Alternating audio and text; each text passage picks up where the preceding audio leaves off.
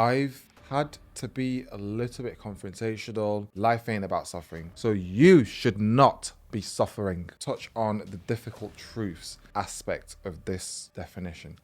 I'm not a very confrontational person, and what happens when quiet people finally speak? When quiet people finally speak, those are the types of people that you shouldn't mess with because they can be deadly. Am I the problem for yelling at my sister after she poured water on me? It's always sibling problems. Oh no, she's looking for problems. Well, I think sometimes people need to be told as well about their actions. But in this particular situation, I was wrong. I shouldn't have said the things that I said. Hi guys, welcome back to Being B. We are here yet again. Another week has gone by. Another week of, I hope, hard work, enjoyment, fun. And now it's time for you to relax. It's time for you to sit back, relax, and enjoy. Today's episode is going to be an interesting one. So, we're going to be talking about confrontation. Oh, this word gives me shivers. Oh, this one I'm actually going to relate to because I'm not a very confrontational person. So, it's going to be interesting to hear my take on this. Confrontation. Did I go too far? We shall find out. But before we do, I just want to say thank you again for tuning in because you guys are the ones that are keeping me going. This is, it's because of you coming back that I keep on going. So thank you for still coming back and again and again. And I hope you're all doing okay. I hope you're doing fine on this, lovely Saturday evening, whether you're relaxing, you decide that you don't want to go out on a Saturday evening, you just want to sit at home, relax. Good for you. Do that. And just for the next however long, 30, 40 minutes, just sit back, relax, and enjoy. There is nothing actually I need to add. The house is clean, it's fully swept, so we can just get straight into it. But yeah, so stick around till the end of the episode, and you know already my favorite segment. We'll get there. We will get there. So stick around and let's go. So the reason we are going to be talking about confrontation is because I, weirdly enough, can relate to this. I've been in situations where, I've had to be a little bit confrontational, just to, again, because sometimes people can really take advantage and push you over. And if you allow that to slide and if you allow that to just keep happening, it's only you. It's only you who's going to be suffering. You don't want to be suffering. No one wants to be suffering. Life ain't about suffering. So you should not be suffering. You should not be suffering. Okay, so I'll give a quick definition. So I'll just read the definition of what confrontation is, and then we can unpack it a little. We can talk a little bit more, give a few examples as well. But let's go. Confrontation is the act of facing something head on, especially conflict, discomfort, or difficult truths, with the intention of resolving it rather than avoiding it. I think that's a brilliant definition. Yeah, let's break it up. Confrontation is the act of facing something head on, especially conflict, discomfort, or difficult truths. Oh, goodness me. Yeah, so this is interesting. It's so interesting to actually be able to break this up a little bit more. But I'm leaning towards, so I want to touch on the difficult truths aspect of this definition. Difficult truths. Let's admit it, guys. We've all, at one point in our lives, at some point, found it difficult to face difficult truths. Have you? Have you not? Because I have. I mean, I'm sure you have as well. And how do we deal with that? Like, how do you deal with those difficult truths? Sometimes someone can say something to you, and it really, really hurts. They've said something, it's really touched you there. It feels like a stab. You think, oh my goodness, like why did you say that? And it's just a difficult truth. Now, how does that make you feel? Sometimes you'll feel like, oh, like, why would you say that? I need to make sure that I can, you know, do something or say something back just to challenge whatever it was that the person said. It can be literally anything. So for me, how have I been able to challenge that? I don't know. It's difficult because I am someone who tends to keep things in.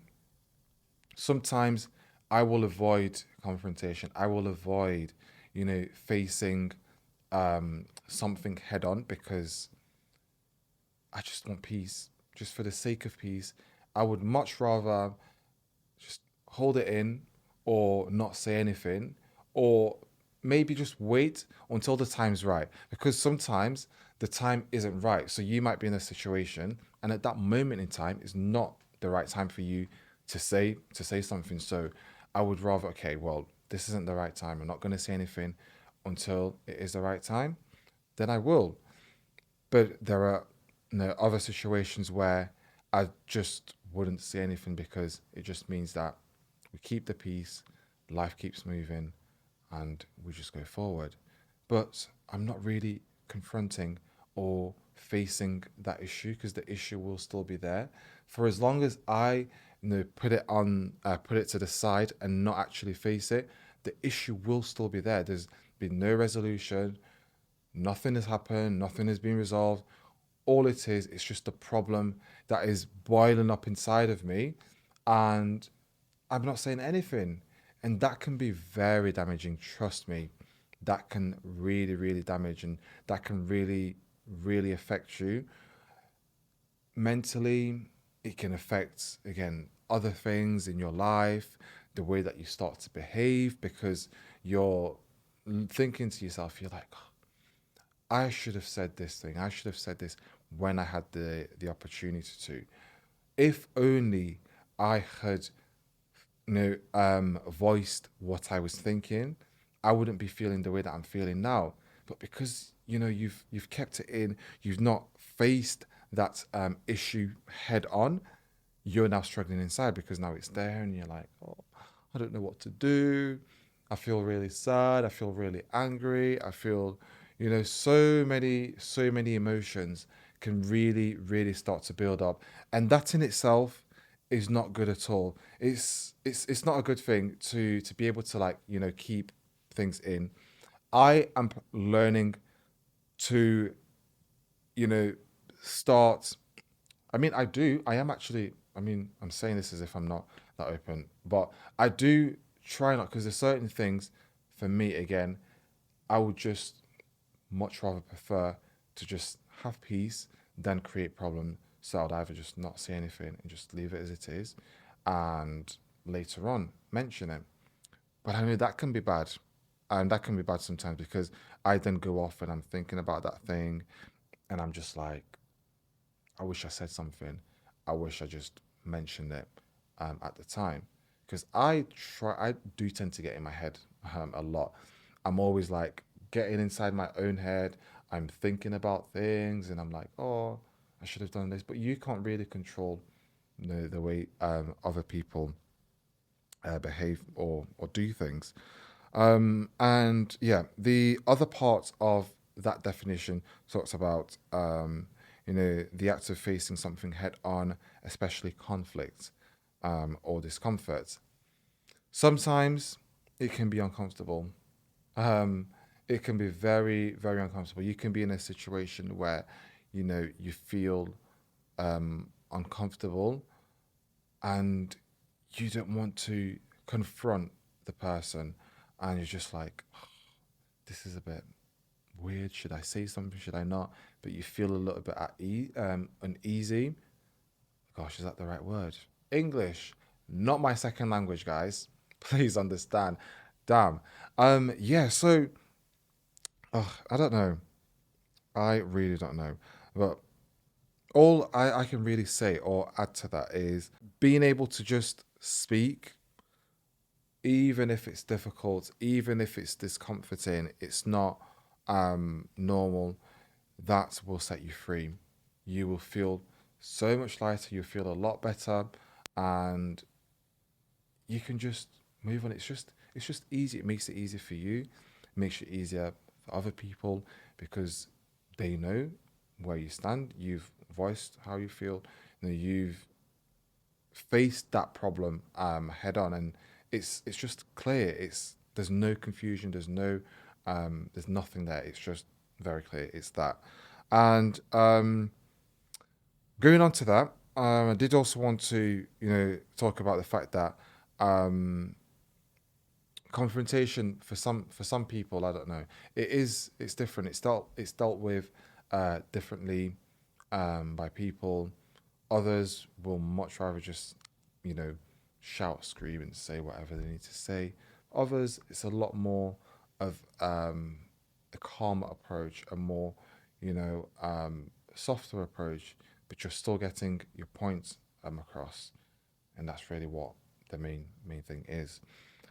Before we do continue, just I guess maybe a few reflection points that we can discuss in relation to you know confrontation and what it is. So just a few questions. I kind of like wanna just I'll go through and we'll discuss. I can give my take on them. You could also let me know what you think, as you know, in the comments, whether you're listening on Spotify or watching on YouTube, wherever. No, let me know. Let's keep on talking. Let's keep on chatting. Just remember, this is our spot. This is our place to chat and have these conversations. And the more we have these conversations, the more we can help people that are also going through similar things, or maybe just want advice. You never know. You never know. You might be going through something, and someone else hears it from you, and that helps them. So yeah. So a few reflective points that I kind of just want to go over. What do I avoid confronting, and what is the cost of that avoidance? Um, it depends. Sometimes, like I've already said, you do need to confront certain people for their wrongdoings. I've already given this example actually, but I'll use it again because it works quite well. When someone owes you money, for instance, and they are doing everything to avoid you because they know that they owe you money, and they're just taking you around the houses. They're not giving you your money. At least, if there's a problem, if you're not able to pay the money back, at least have the conversation. Let me know. Oh, I'm struggling here. This is happening. I need some time. I need a little bit more time before I can actually, you know, pay pay you back. As a normal human being would do, just have that conversation and just explain. I'm sure the person you owe money to will understand. Well, I'm hoping so. But they do all of that to avoid confrontation. I think that's a really, really bad thing, especially when you owe someone. The least that you can do is just be respectful to that person, the person who has first of all gone out of their way to help you. You decide to now avoid everything, avoid replying to them, and now they're going out of their way again to message you and chase you and call you, and you're just nowhere to be seen. It can make things worse. Trust me, being able to just deal with it, as uncomfortable as it may be, as conflicting as it could be, being able to deal with it there and then just avoids further problems and issues down the line. Because can you imagine, like, again, just the example I've given, if you're chasing someone for, money, and they're just avoiding you, they're not replying to your messages, or they're not returning your calls, it just makes things a lot worse, because now that you're running away, you still owe that person money, but you're still running away. It just doesn't make sense. To me, anyways, it doesn't make sense. But the cost of avoidance is just more heartache, more more stress, just makes things worse. Things become more difficult, puts a strain on the relationship as well.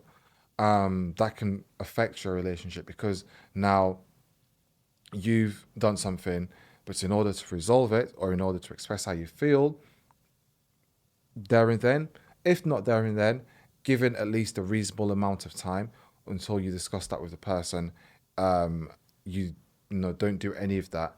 It just boils in, boils, and at the end, somebody's not going to be happy.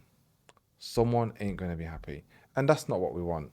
So no, I would highly encourage being able to speak about this, and raise any issues, and just face confrontation there and then. If you're coming across it, face it there and then at least for your own sake as well, you feel a lot lighter, and okay, well, I've said what I've said my piece, and let's move on. Let's find a way to resolve whatever issue this is. Maybe that's something for you to think about as well. Again, I'll be happy. I would love to hear what your thoughts are on confrontation. How do you deal with it? Have you ever been in a situation where you have had to deal with such confrontation, and what did you do? Can you help? Can you help me? You can help me as well. As much as I can help you, you can also help me. Give me some advice. If you don't agree with what I've said, let me know. I'm open to hear, what your thoughts are, what your conversations are. And this is, the space. I want this to be your space, to be free, to be open, and just have a conversation, have an open conversation, because as much as I'm going to help you, you're going to help me equally as well. So, and I can learn so much from you all. So do give comments, let's chat, send a message to us if need be. If you just prefer to message privately, that is also fine. Question of the week, we shall call this, and we'll touch on another topic on the next episode. What is the cost of avoidance? I will repeat the whole question. So I'm going to start again. What do I avoid confronting, and what is the cost of that avoidance? So that's a question. I guess maybe a thought I'm going to leave you with as well. Do let me know what you also think, and we can get into it. I feel like it's probably the best place to close this segment. And we'll now go on to Be Reddit. Let's have a look what juicy story we have this week. Be Reddit. So Reddit for this week. Let's go. Okay, so the story for today. This one's from the Am I the Problem subreddit that we reread and we looked at a few weeks back, a few episodes back. So it's a good one because it's not just about water balloon. It's about boundaries. There's a message behind this. It's about boundaries being dismissed, and what happens when quiet people finally speak. When quiet people finally speak. Those are the types of people that you shouldn't mess with, because they can be deadly. They will literally flip like that. It does not take. Sometimes they just let it build up. You say, and then bam, that's it. You've messed with the wrong person. One day you will come across that person. But anyways, let's get into it. So, title of this Reddit reads, Am I the problem for yelling at my sister after she poured water on me? My sister, who's 25 years old, and I am 21 years old, so both are females, of course, have always had a tense relationship. She's loud, impulsive, and thrives on attention. I'm quiet and I tend to avoid drama. Okay, so right here we've already got there's a completely different dynamic here. So we have someone who's loud, bubbly, out there, very, very loud. And then you've got on the other hand, someone who's a lot more quiet, very more calm, a little bit more shy, timid. Siblings.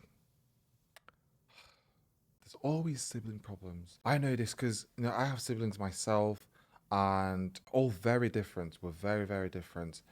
Different personalities. You clash. It happens. It's just being siblings. It happens with every relationship. So I'm sure you'll know that if you have siblings. Anyways, let's continue. This past weekend, we were at a family barbecue at our parents' place, and it was hot, so people were messing around with water balloons and squirt guns. I don't like being splashed or wet unless I choose to be. I told my family in advance that I wouldn't be participating. Everyone respected that except my sister. Sister, what is your problem? She kept on getting closer and closer, giggling and waving a water balloon in my face. Oh no, she's looking for problems. Well, you know what siblings is like. They like to just, tease each other and annoy each other. Okay, so yeah, she kept on waving the water balloon in my face. I told her clearly, don't throw that at me. I'm serious. So that's warning number one.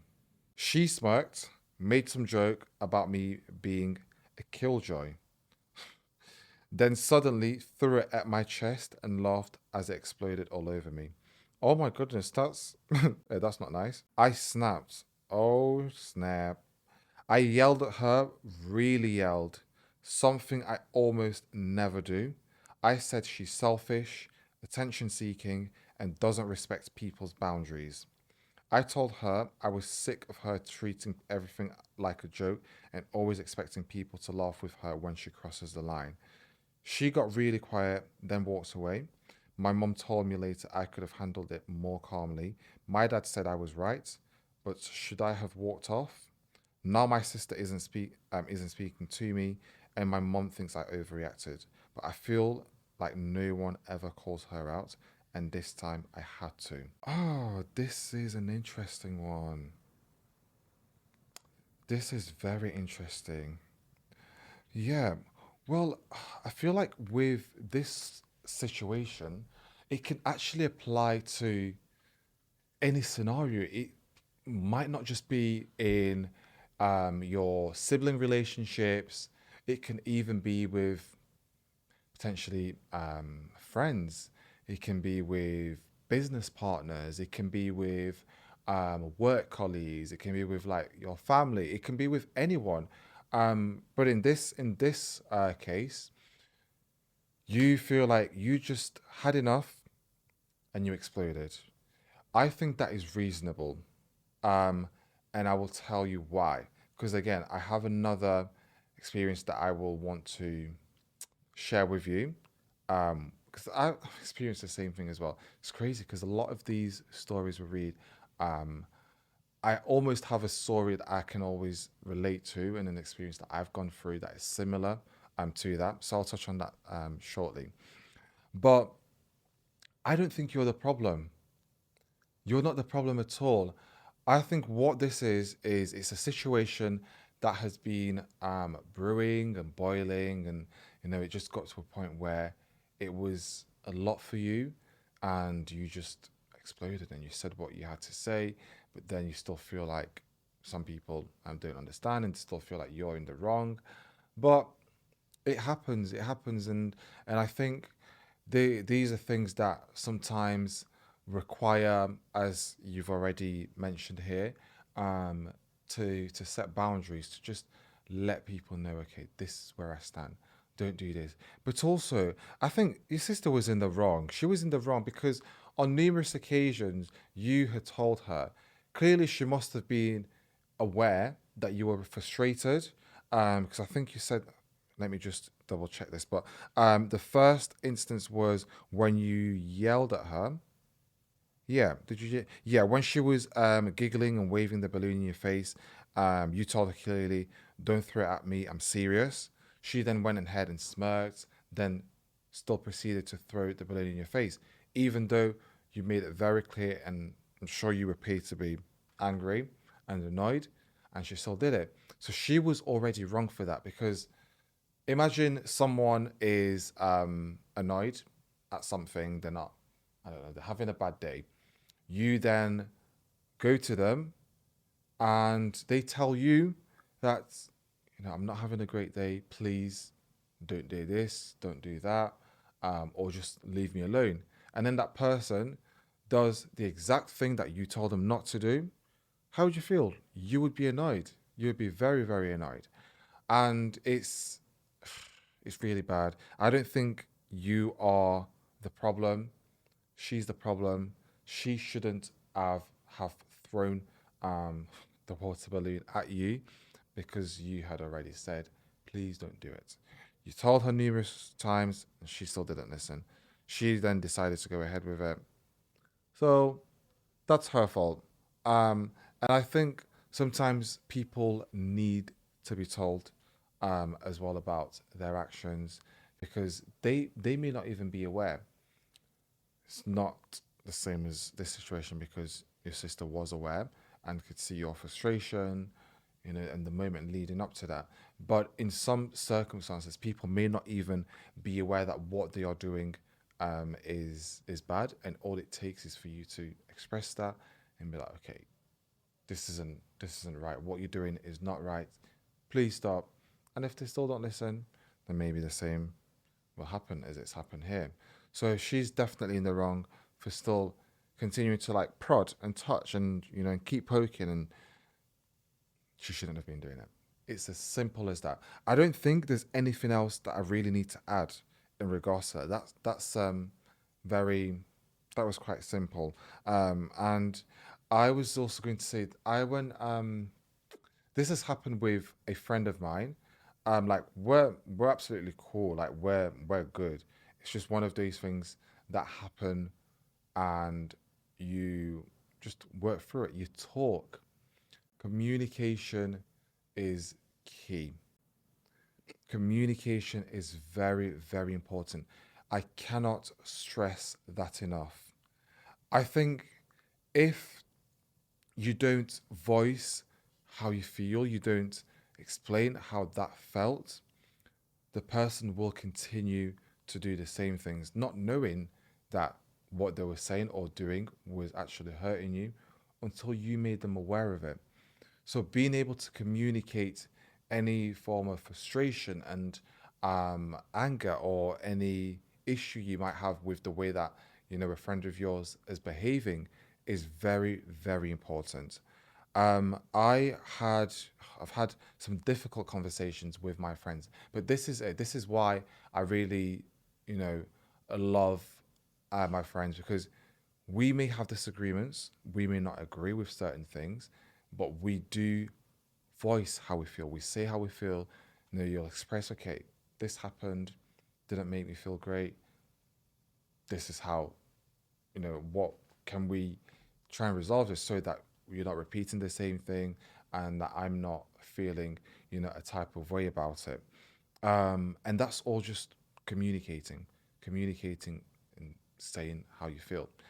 But as I was saying, so I had me and a really good friend of mine, we had a disagreement, because I have this problem where sometimes I get I get carried away. I do things, but to me, I'm like, oh, okay, it's just a little bit of fun, or I don't realize that sometimes what I'm saying or what I'm doing um affects somebody else. But for me, it just seems like, oh, this is a joke. This is like the banter that we have. This is how we normally are, which is how it always stems. Because I would never, I'm very self aware. I'm very um, aware of how other people feel as well. I pay really good attention to that. So if I'm ever doing anything and I realize, oh, this person doesn't like it, or it's like getting really bad, I'll be like, okay, right, please stop. But in this particular situation, I was wrong. And I will hold my hands up. I will admit that I was wrong for what I did in this situation. And all it needed was for somebody to tell me, well, for the person to tell me, for my friend to tell me, like, B, what you did was not right. I'm not happy about it. Please do not do that again. Or if there's an issue, we need to address it. Because it got to a point where things did get heated, but when, of course, that's now in the past. It's something that we've moved over now, and like I said, we're absolutely fine. And it's because of the conversation that we had that we know what our boundaries are. At the time, we didn't know because it was like, well, we thought it was banter, and we were doing a lot of like back and forth. As you know, I said things that I regretted. You know, equally, he had also said things that he was like I shouldn't have said that. It was wrong. You know, we both apologized, etc. It was all fine, but because it just took for him to snap, because he held it in. I'd said things, he held it in. He wouldn't tell me at the time, and then it just all exploded, and it was like, I was like, oh my goodness. So that made me feel so bad because, and I really care, as I care for all my friends, I really care for this person. And when he told me that, babe, that's not it. And the fact that I was the person who had made him feel the way that he felt and made him feel that way really hurt me because I was like, oh my goodness, like, this is bad. This is not me. This is so, it's not like in my nature, and I would never do anything to intentionally make someone feel horrible, make them feel a type of way. So the fact that he had expressed that and told me and then voiced that and communicated it with me, I was then aware and I said, okay, not even in this scenario, not even in this situation, in like for the future as well. That's something that I'm going to be more aware of when I'm having conversations with people, with my other friends as well. If I'm doing something that I realize, oh, maybe reel it in a little bit. You're doing a little bit too much here. Think about how the other person would feel before you act. And yeah, we had that conversation. We literally aired everything, said how we felt. I shouldn't have said the things that I said. And some hurtful things were said, but we both aired it out, and this is it. I think being able to air those issues and just place everything on the table is is good. You know, honestly, it will help you. It will help the friendship, the relationship, whatever it is, whoever it is you have the issue with. It will help, you move forward. And as we speak now, we're good. We're good. Like, we know what our boundaries are. We know we shouldn't say certain things because if I say this, it's gonna make the other person upset. If he says that, it's gonna make me upset. We know what those boundaries are, and we're good. And I love all my friends, and life continues. But yeah, that's just a little story because I really think I wanted to mention that because just thought it led very nicely into what we just talked about. And yeah, I really love all my friends. I love all my family. I like I said, I would never ever do anything that will, you know, put a strain on our relationship. And if there is ever anything that I've said, because anyone who's even listening, even to my friends who are listening, or my family who are listening, if there's anything that I've ever said, here's a chance. Here is your opportunity to come and speak to me, or forever hold your peace. No, I'm joking. But yeah, if there is anything that I've like ever said, or there's something that I do which you're not happy with, let me know. Let's have the conversation, and it can be uncomfortable, but let's have that conversation to be able to move forward. Oh my goodness, guys! Another thing comes to my head. I'll make this one very very short. Another example I have. It's a family member of mine who saying, "B, trying to get hold of you is impossible," and I get it. But here's my thing. I'll defend myself a little bit, right? I don't like speaking on the phone. I don't mind, but I'm not someone who's like um always on the phone because I'm like I'm just a bit awkward. That's just me. Like I don't mind speaking on the phone and whatever, but I don't spend like long hours talking on the phone because I know other people do, and then, like that's fine. I'd actually no, actually I say it as if I don't like talking. I do, but I'm not always on the phone 24/7. Every day you're talking to someone. Every now and then I will like speak to my friends. We'll have a catch up. We'll talk, and then that's it. We'll go a few days, few weeks, and whatever, and then we catch up again. Or when we see each other, I'm more of a, I'm my energy face to face is so different than it is on the phone or on text. Actually, no, I'll say more text. I'm so bad as well when it comes to text. Oh God, yeah. But had this conversation with a family member, and it's like trying to get hold of you is impossible. Like B, even a simple just a simple message like, "Hey, how are you? How's it going? Just wanted to check in and hope that you're okay." Just anything as simple as that can really, really, really make someone's day. It can really change their day as well. To kind of, it also makes them feel like, I know you're there, you're still alive, you still know that I'm here, you still care about me. And we had a very, very long conversation. I know when, if they're listening right now, they'll know exactly what I'm talking about.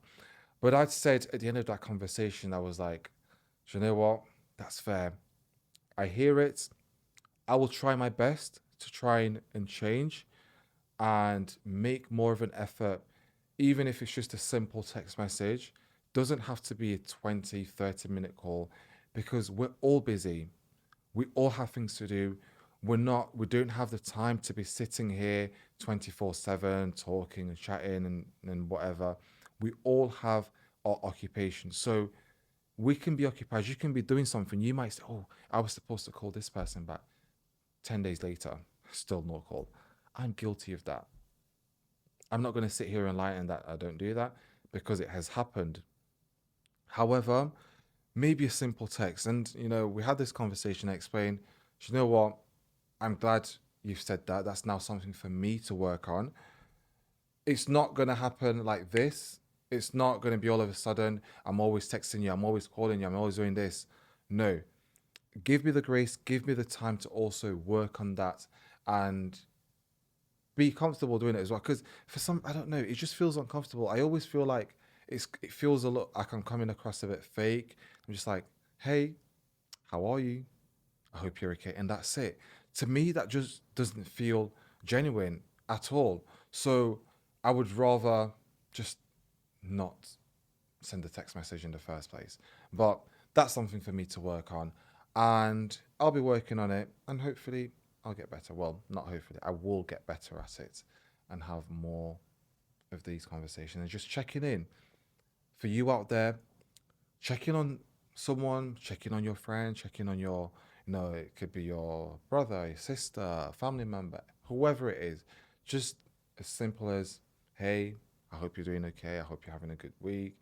You don't have to go into a lot of details, just to say just something simple and just so that they know that you care and about, you still care about them. That simple message goes a long way. And I will work on it. But it works two ways. It doesn't work one way, it works both ways. So you need to get the same from the other person. It needs to be reciprocated. Otherwise, why am I always the one that's reaching out? It can get to a point where that person becomes tired and they're like, "Oh, I do it all the time. I've had enough. I've tried. I need something back." So it needs to work both ways. But that's everything. That is it. And we will be back again for another episode. We're going into episode number 7. Again, we're moving, we're flying. Stay tuned. We'll see you again next week. Have a great week. Make sure, as always, stay tuned on our socials. That's being again, all the information will be in the description, but follow us on TikTok and Instagram, and you can get to see maybe some of our behind the scenes, a few interesting things, I guess, a few fun bits on there as well. Like, comment, and subscribe. Turn on your notification bell so that you're updated every time that we post a video. Just make sure you come back here every Saturday at 7 p.m. That's both on YouTube, and Spotify. Make sure you head over there as well. Leave a comment, give a like, a follow. That's it for today. So have a great week. Remember, stay brave, stay bold, and stay brilliant. I will see you for another episode. Bye, guys.